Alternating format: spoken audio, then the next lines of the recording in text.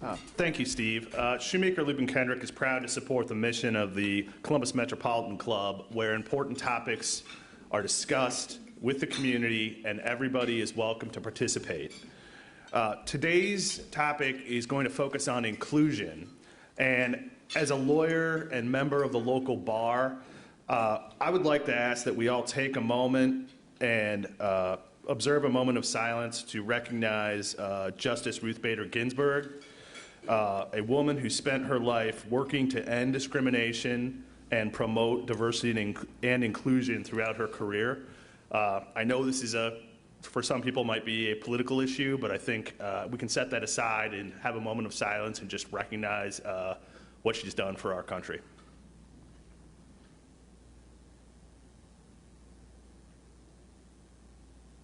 Thank you. Now on with the program. We are all prone to act on our beliefs, both conscious and unconscious. What we believe is formed by many influences: our childhood experiences, our families, our friends, neighbors, our teachers, coworkers, and our education. Our experiences are mostly homogenized.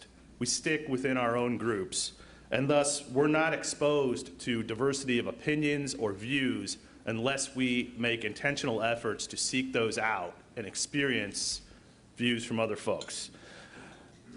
What we think we know clouds our vision and prevents us from seeing the entire picture. So if we want to see the entire picture, we have to ask ourselves, what don't we know?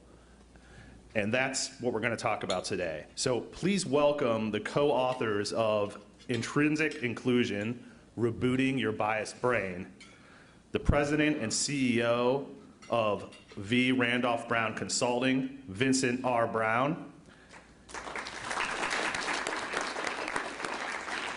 and the founder and CEO of BRBS World LLC, Dr. Janet B. Reed,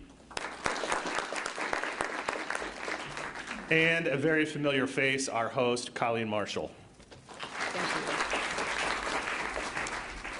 Well, this is going to be quite a conversation because your book, this premise, is that we can reboot our brains.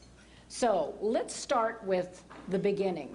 How did the two of you come up with this concept of taking what some consider to be intrinsic and saying, we're going to redesign your brain?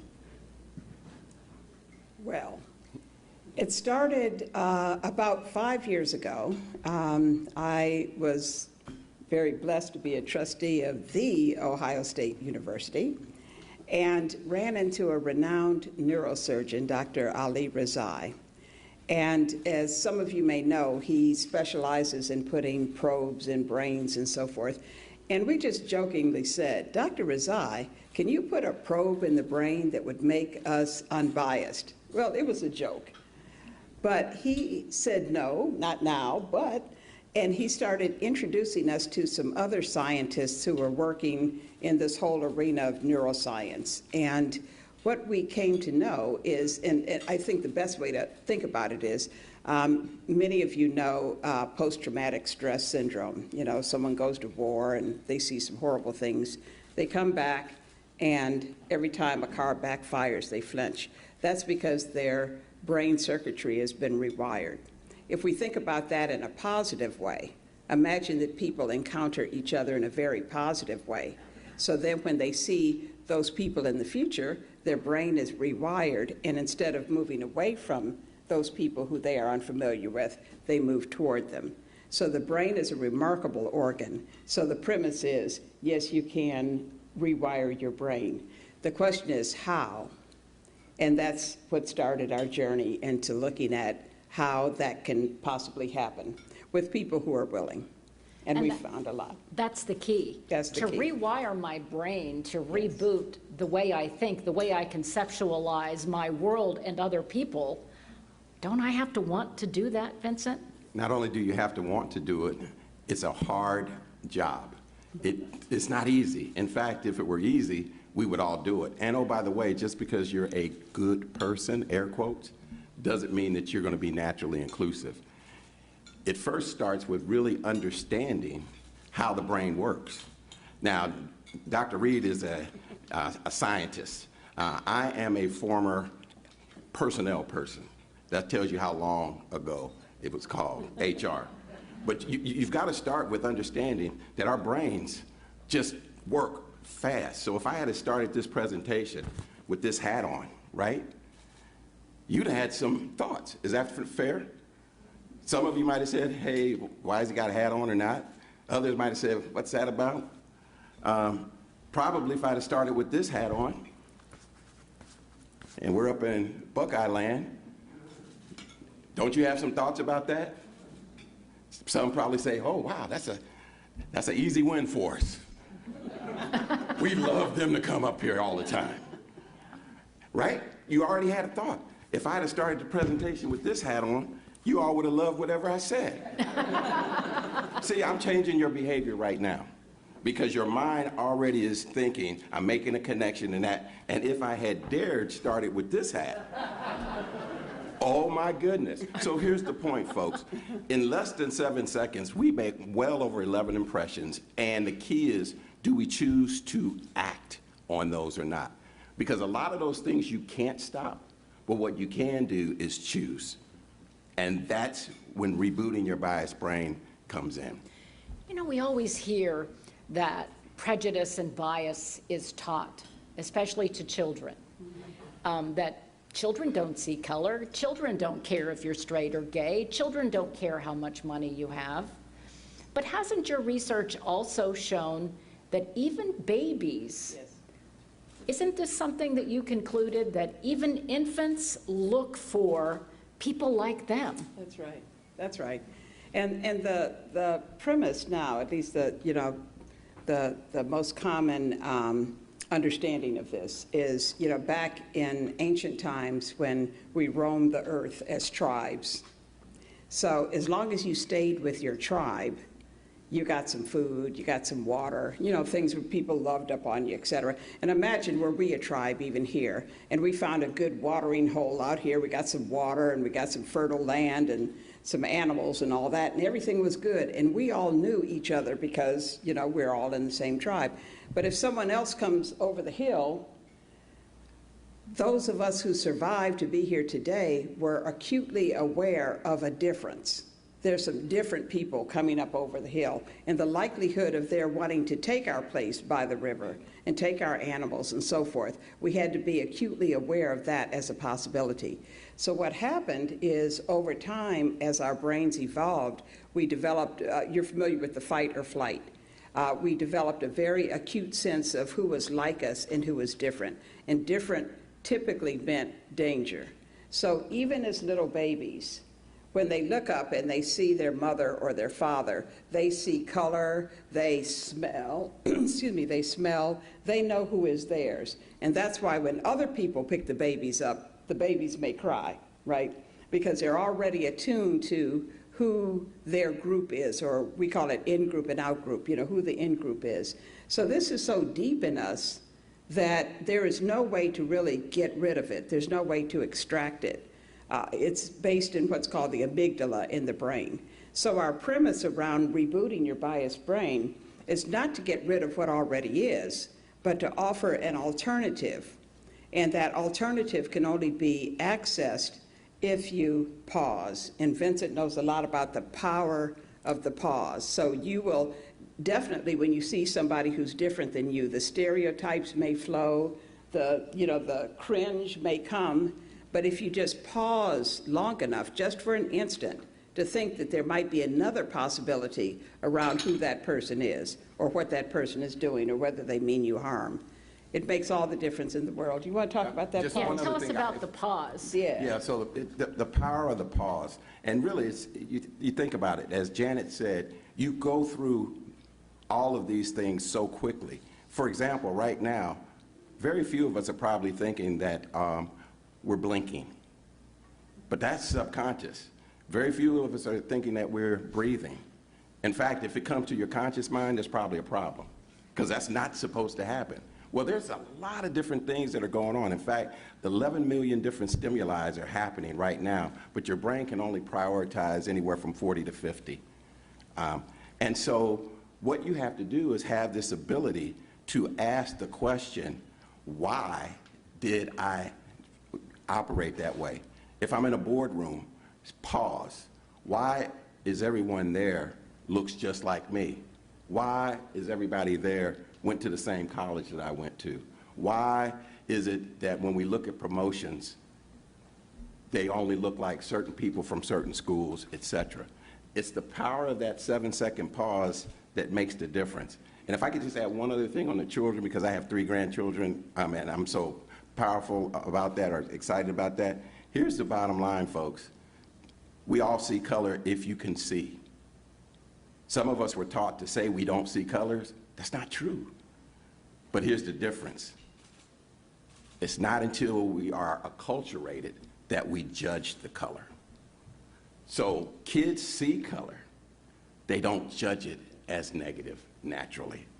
And that's the power of why it's difficult to be inclusive. And this is what Dr. Reed and I have found. It's not easy because nature, as Janet has talked about, would have us not be inclusive, because if I'm around people that I'm not normally around, guess what happens to my biology? It changes. All of a sudden, my pulse rate goes up, I perspire, I get more adrenaline. Culture makes it very difficult, how I'm socialized, and how our brains are wired. Oh, and if I didn't mention, guess where stress thrives the most? And bias in the same room. So when we are stressed, bias is flourished. And the workplace and the world we live in today, we are incredibly stressed. And we're incredibly making decisions in 7 seconds. Are you in or out? It just happens that quick. So if this is intrinsic, organic almost, and you can trace it to the part of our brain, and it's protective, and it's something that we are born with, should we be changing it? Yeah, so it worked for a while. You know, when we were all separate, again, those separate tribes roaming the earth, and being connected didn't really matter that much. In fact, being disconnected mattered more. But now, as we are so interconnected, I mean, we're texting with people in China. If you haven't noticed, the demographics of the United States are changing, but the demographics of almost every country in the world are changing. People are intermarrying. The Japanese are marrying Chinese. I mean, things you never thought would happen. So the bottom line is, whereas being apart was necessary for survival back then, learning how to be connected is necessary for survival now. But our brain just hasn't evolved to that point. So therefore, we'll never get rid of that piece in the brain. Dr. Razai said, yeah, you know, we can change our brain in another 3 million years. But what we can do is train ourselves to be able to better connect with people who are different than we, because it's necessary for our businesses, it's necessary for our communities, and every other aspect of our lives. Let's talk about what the danger is if we don't start rebooting our brains. We have seen in this country a division that is so starkly apparent over the last several months, starting with George Floyd. And one of the things that I thought was remarkably different, because the 3 of us are old enough to have remembered, you know, some of the 60s, and to remember the division and the protests and the Vietnam War, but this time it looked to me as if the people who took to the streets as part of the Black Lives Movement weren't all black. Yes. So but we also saw unrest and a return to the stereotypes from people who were against the Black Lives Matter movement. So is the danger of us not rebooting a continued division? Go ahead.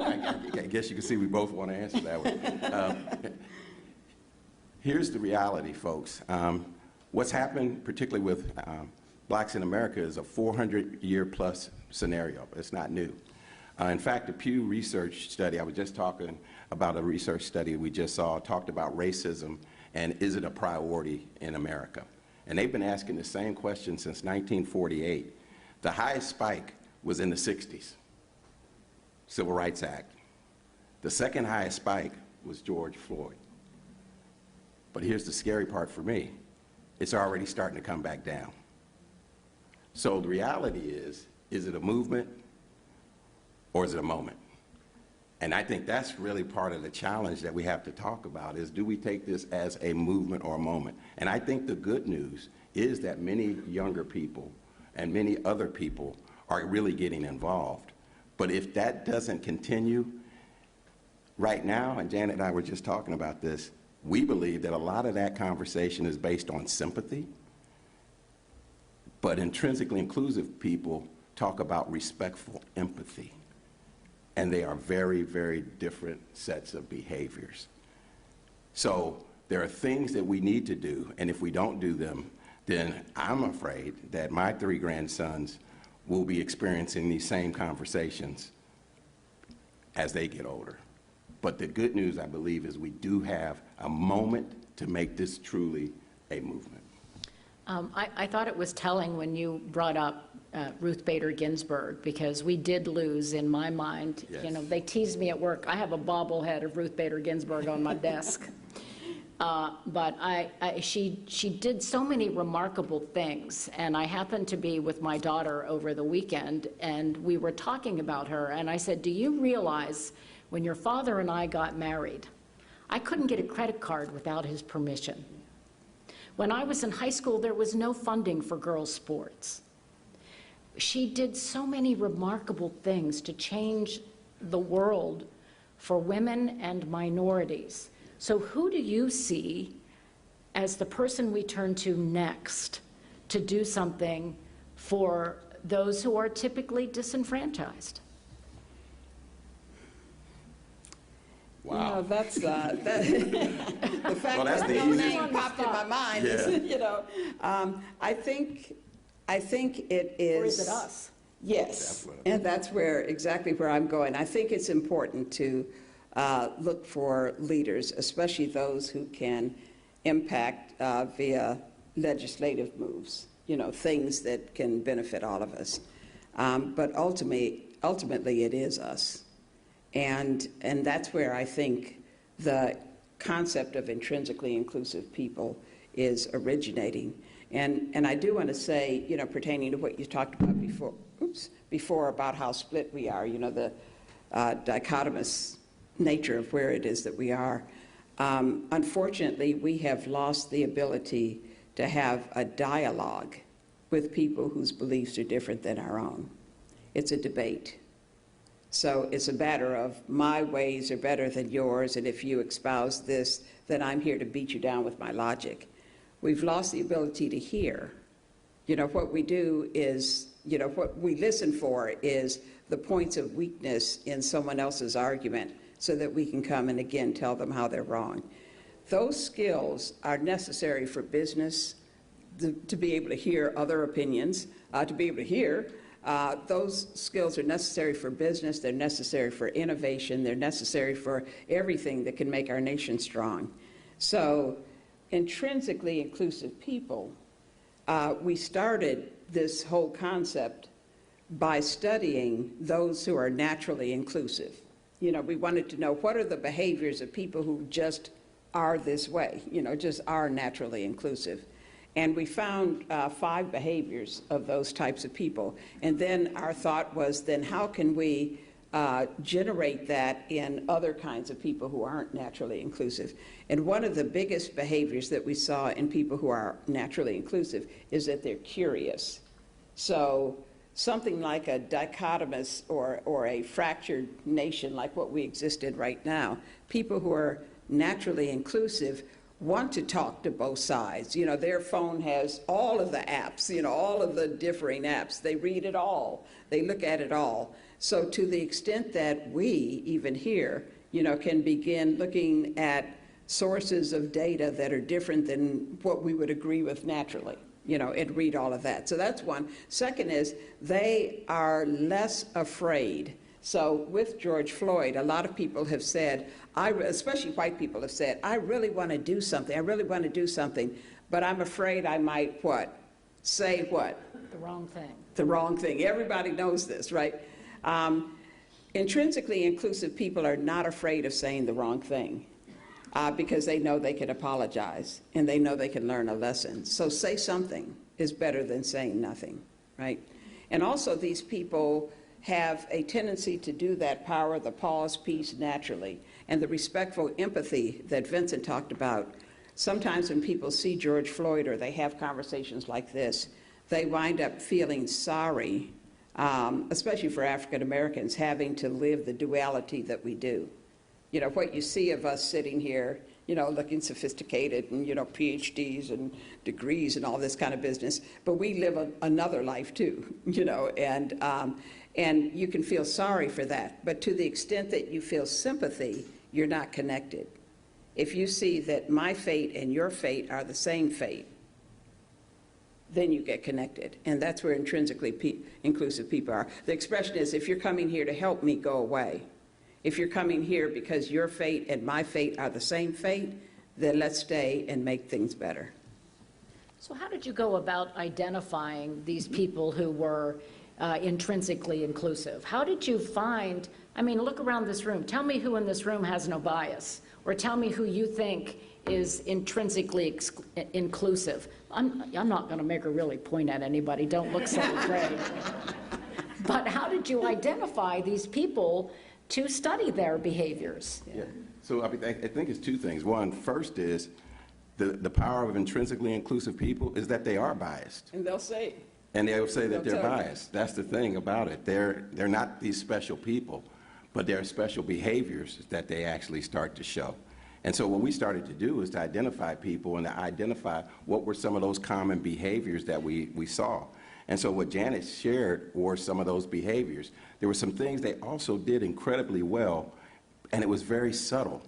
And there were 4 of them. They had this ability, as Janet said earlier, and you'll hear us talk about respectful empathy over and over, but they had this ability to not say, oh, I see your story, I feel your story, but I'm walking in your shoes and now my feet are hurting.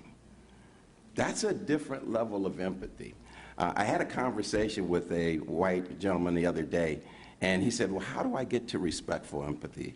I said, what are the names of your 3 sons? He named the names. I said, now I want you to imagine Josh just got pulled over by the police, and for 8 minutes and 47 seconds, all of a sudden, you could start to see the change. Because he wasn't talking about it theoretically. He started to personalize it. How would I feel? And that's respectful empathy. So intrinsically inclusive people have the ability to do that. They have this ability to create connected understanding. They seek information from multiple sides and communicate in ways that everyone can hear. But one of the things that they do that's incredible, and you can almost always spot them, they naturally have more diverse people in their inner circles. Nothing is more powerful than having relationships with people who are different, because that changes your paradigm on all, not just one. So if you never had a person of color who comes to your home, have one come to your home and start building that relationship, and it will also change your paradigm. We have to get beyond what we think we can see. That's very important, to who people really are. And one of the things that intrinsically inclusive people do in a way that's very comforting is we call it get behind the curtain. They are able to see you for all the things you are, but they're also explorers to find out what's more than what I don't see. And so if we're doing more and more of that, and then the question is, whose job is it?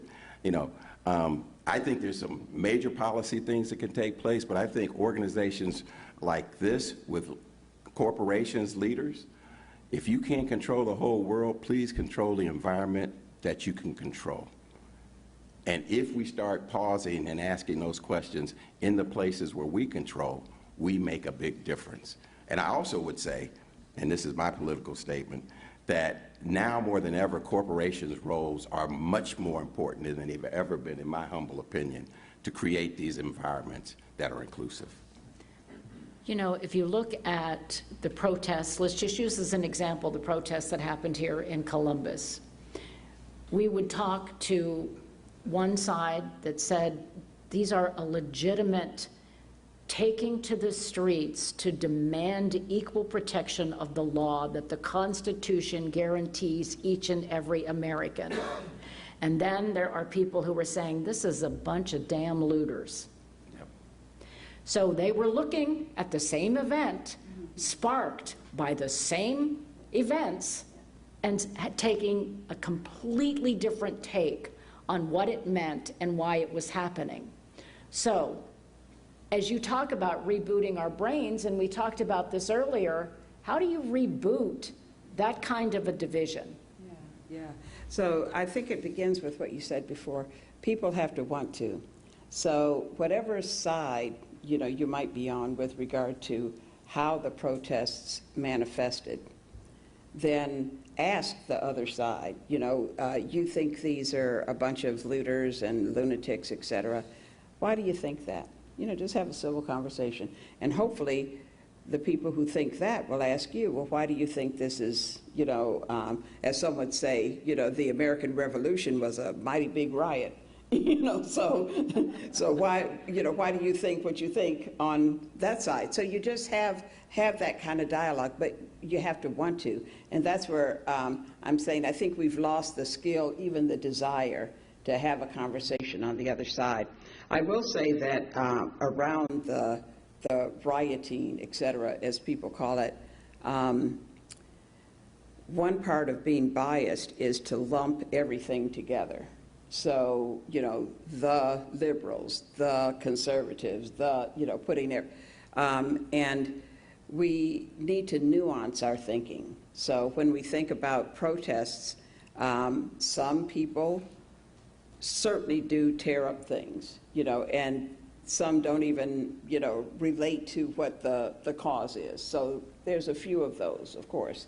Some people, we just took a group through the National Underground Railroad Freedom Center in Cincinnati. This is a huge global Fortune 500 corporation, and we took a group of people through the African American experience, 400 years.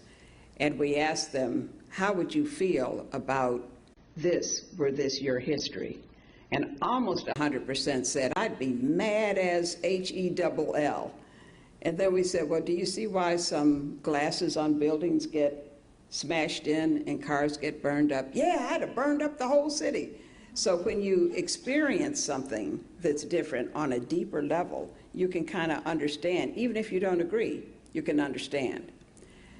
But those people who see damage, property damage, and don't see those, the majority, who are peacefully protesting, then that's an issue as well.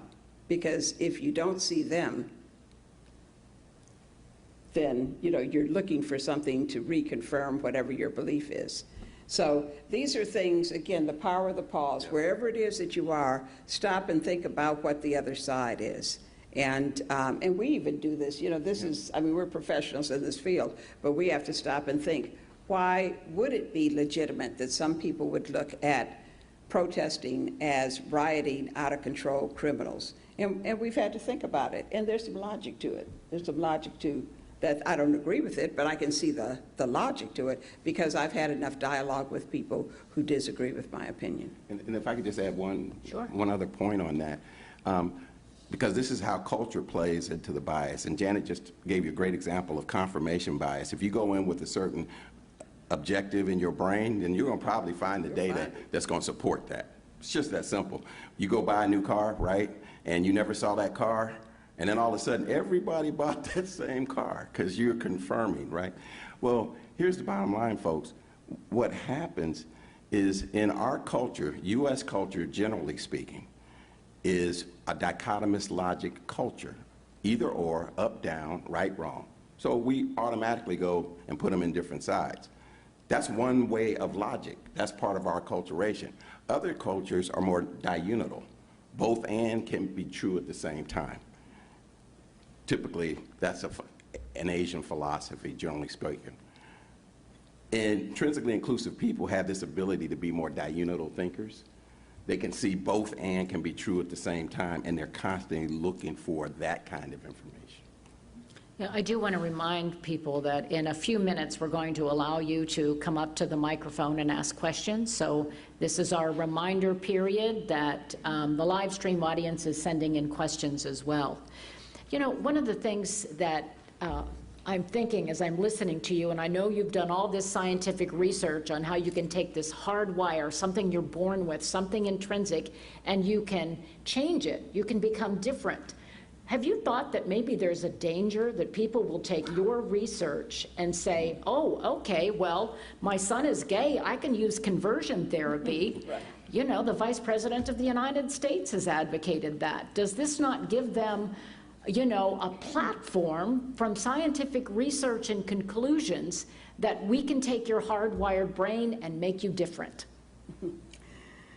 I think those who think that that might be the case need to read our book. So the bottom line is the book affirms who people really are, you know, who they were born to be, who they are naturally. So, so there's nothing in becoming intrinsically inclusive, which is really understanding other people versus trying to change somebody or even change, you know, yourself in a way. It's just, you know, how it is that you connect with people who are different than you. So the brain, though, can be changed in some ways, but not in all ways, okay? So some way would be, for example, if, I'm making up this example, but if I have something against short people, because I'm short, so I'll use this example. I have a problem with short people, and my son gets hit by a truck, and a short surgeon saves my son's life, then my brain, I've just had a significant emotional event. So now I look at short people very differently. You know, we've all seen experiences like this where you may have an opinion about somebody and then all of a sudden, boom, you know, they've done something unexpected. So those things can change your brain in terms of how you perceive other people. But we're definitely not advocating changing who it is a person is intrinsically in the first place. So what should we be doing as we listen to you if we say to ourselves, you know, I think I might have some internal biases and I might look at someone and make a snap decision? Yeah. Are there exercises, or is there something that we should be doing right now to make sure that we are more inclusive? Yeah, so the first thing I would say is don't say might, because you do. We do. I'm saying you do, we do. If you're human, you're biased. It's the way our brains are set up. It's a reality. That, I think, is the first recognition. The moment that we make that recognition, then it's, so what can I do? And again, this whole idea of slowing down, practicing the pause. Oh, here's another secret. Not a secret. Guess what? Our biases are often seen very well by others, even when we can't see them. Okay? So one of the things we can do is surround ourselves by people who will tell us the truth, and we will hear them. And we will not react negatively when they say, yeah, everybody's like, oh, that's way too hard. But that's the reality, folks, because it's easy to see the biases in others. It's so difficult to see it in ourselves. And what we talk about is the hardest work, quite frankly, is to work on us first and then lead in that way. So surrounding yourself with people who will point out to you, you know what, Vince? And let me just tell you this, for 35 years, to my right is a person who points out all of mine. And vice versa. All the time. And that's why we've been doing work together for 35 years. Absolutely. But we respect each other, and we get each other's perspectives. I mean, we could go on time and time on how we have identified opportunities for us all. And folks, this is truly an ongoing life journey, we believe. You continue to grow, you continue to learn in it. But I also think it's good news, from my opinion, because if we choose, we can be more naturally inclusive. And I honestly believe that that's some of the medicine we need in this country right now. is more people to not only be that way, but to act that way and be very proactive in that. For a minute there, when you were talking about us taking criticism, I was starting to think this was a work of fiction. Some people don't want to hear that, do they? Jane has some questions. I know she's been getting some online.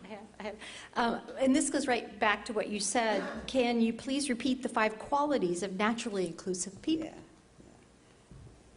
Okay, so one of them is that natural curiosity. Like I said, they just want to know. They have an interest in that. The second one is that they have less unjustified fear. So if someone were walking down the street who's very different than they, for some of us, we may flinch. For them, they've practiced the power of the pause for so long, they'll let the flinch come, but then they'll say, but then again, there may be something different about this person. In addition to that, they have no fear of having a conversation, making a mistake. They know that they can apologize and so forth. The fourth is that respectful empathy that we talked about. They don't just sympathize, they empathize. The fifth one, which we haven't really talked about much, is they are huge advocates for diversity, equity, and inclusion in the workplace, in their recreational life, if they have a faith life. I mean, this is just who they are, and that's in a way how we found some of these people, because we would just ask people, who's a real advocate for diversity, equity, and these names would just fall out. So people know them for how they believe in diversity, equity, and inclusion. So those are the 5 different attributes. Yeah. Wonderful, thank you. Bill Lafayette asks, it seems that various factions are trying to reinforce these inherent feelings of otherness and danger. How do we combat all these messages? Well, first of all, otherness is not a bad thing. We in the definition of diversity, we are all the same and we're all different. So, it's good, the sameness, because it gives us comfort. It's good, the difference, because it gives us new ideas, innovation, etc. So the otherness in and of itself is not a bad thing at all. It's when the otherness is used to truncate the curiosity that we talked about, or to mute conversations that would be had otherwise. That's when that becomes problematic. And I would just also, it's when that otherness is considered bad. Yeah. When that otherness is considered a negative, that's when it really becomes a challenge. But we need to understand and value our otherness, our experiences. They are different in this world. And we need to be able to honestly talk about those differences and how they impact us and or not. So that is very, very important. Please introduce yourself and ask us your question. Sure. Renee Delane from Women Who Dare. And actually, I have 2 questions for you. And I'll ask you the first one first. Can each of you tell us about the other person and with the top 3 adjectives that describe them? Oh, now you're going to give me 3? So I've had the opportunity to work with Janet for some 35 plus years. She is by far the smartest person I've ever met in my life. That's recorded. Period. End of story. Oh, yeah, cut the tape. Sorry. Second thing is she's tough as nails. She's tough. She's tough. And third is she has a heart that's bigger than gold. Wow.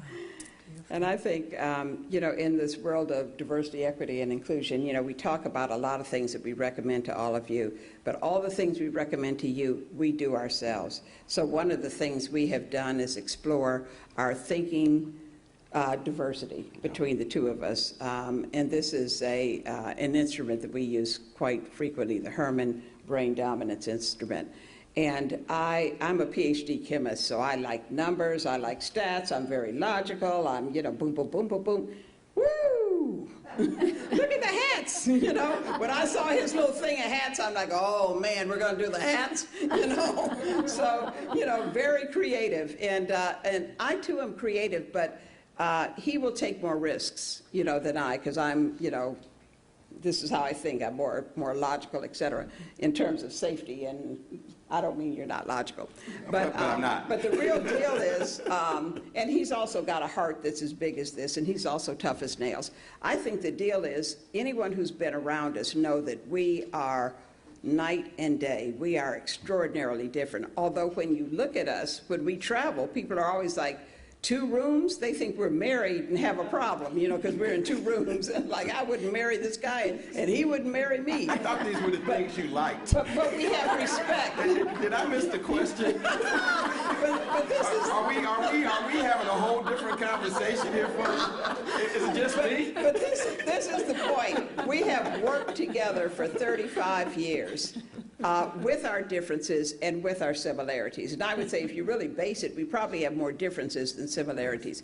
This is the living example of inclusion. It's not easy. In fact, we fight so much we know each other's lines. You know, I know when I throw one out, I know what he's going to say, right? But this is the definition of sticking together versus pulling apart over differences. You probably didn't expect that long of an answer for a simple question. But what's your second question? I will, but I have to preface this by saying I am writing a book called Get Off Your Ask, A-S-K, and you're not going to be in it, but you should be. The question is, at what point, what was the most difficult single issue or topic that you had to work through, the 2 of you together, to get this book completed? Wow. We're back to arguing now. Okay, yeah, so you really are trying to see if you can take these 35 years and make it not happen, right? Okay, Dr. Janet Reed is an absolute perfectionist.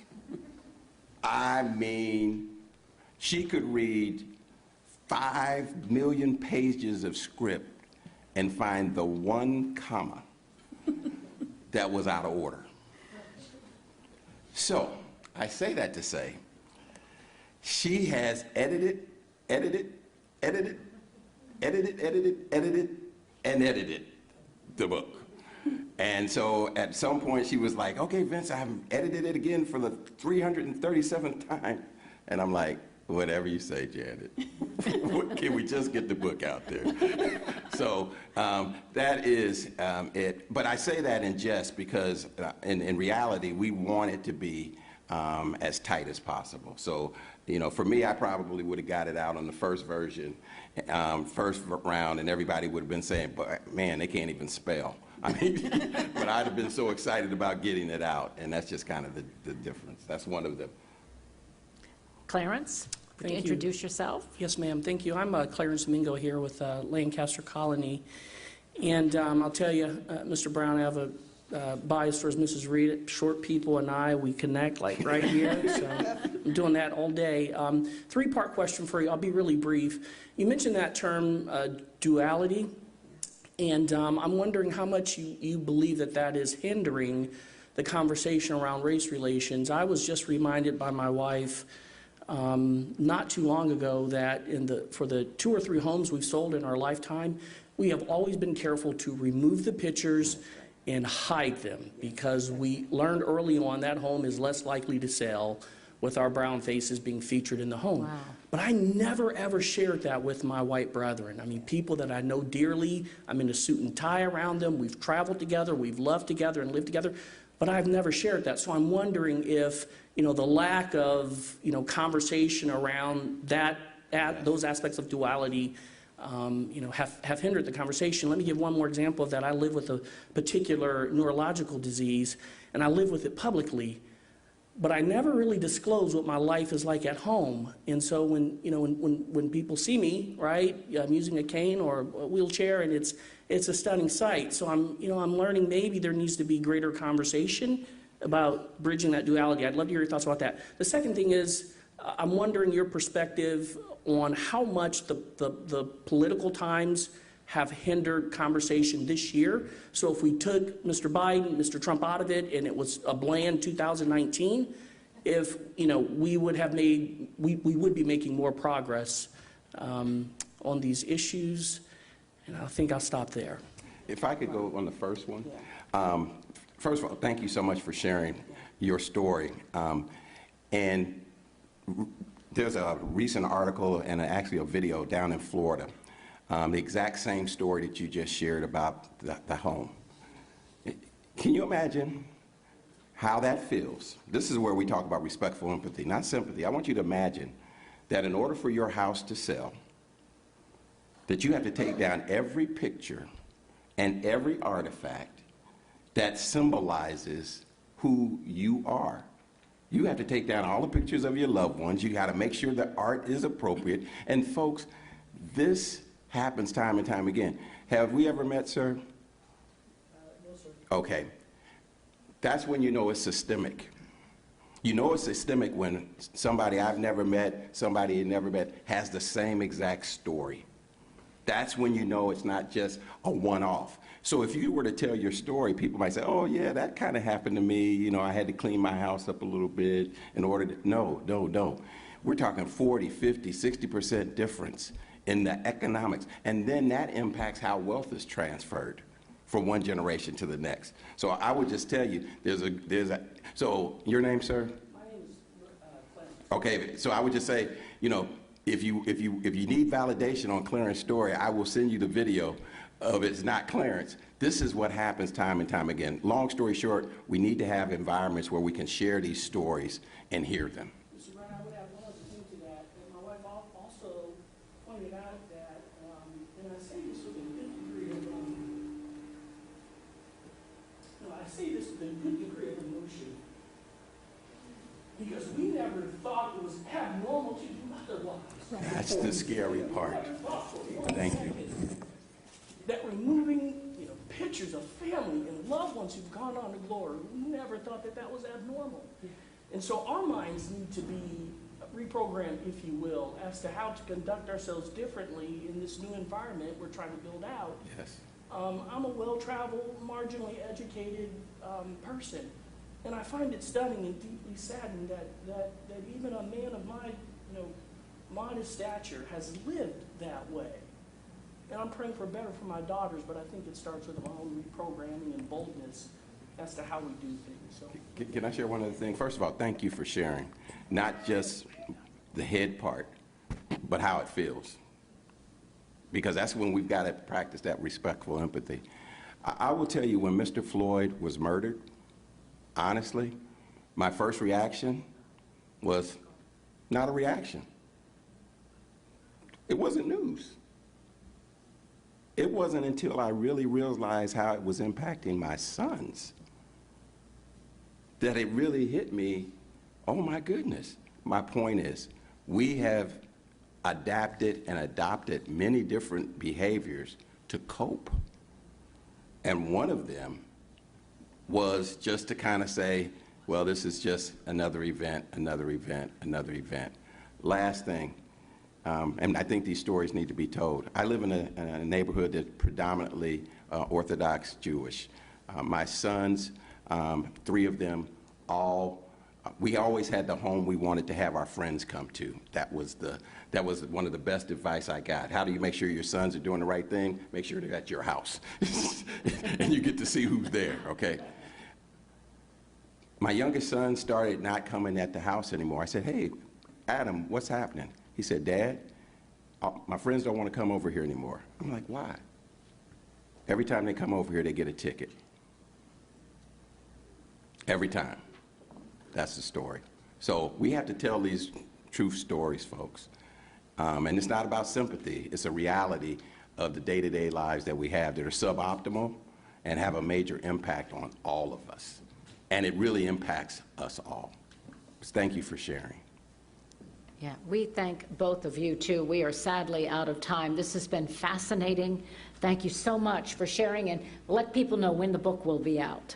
Yeah, ask Janet. I'm done editing. I'm done. Are you still editing? But thank you both very much. Really enjoyed it.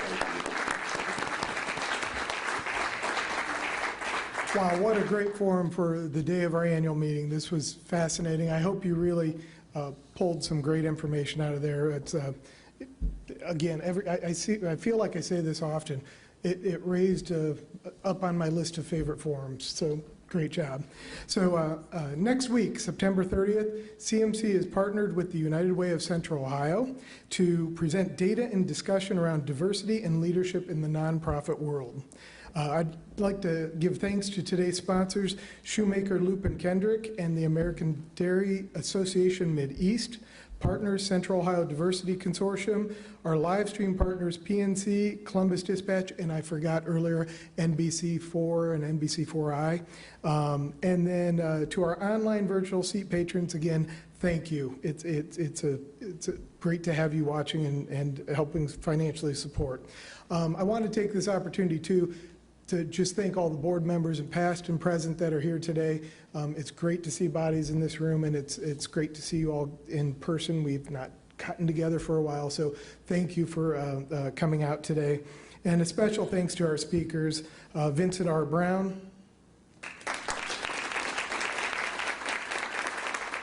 Dr. Janet B. Reed, and of course, board member Colleen Marshall. We hope to see you again soon, but until then, be well and stay safe. Thanks.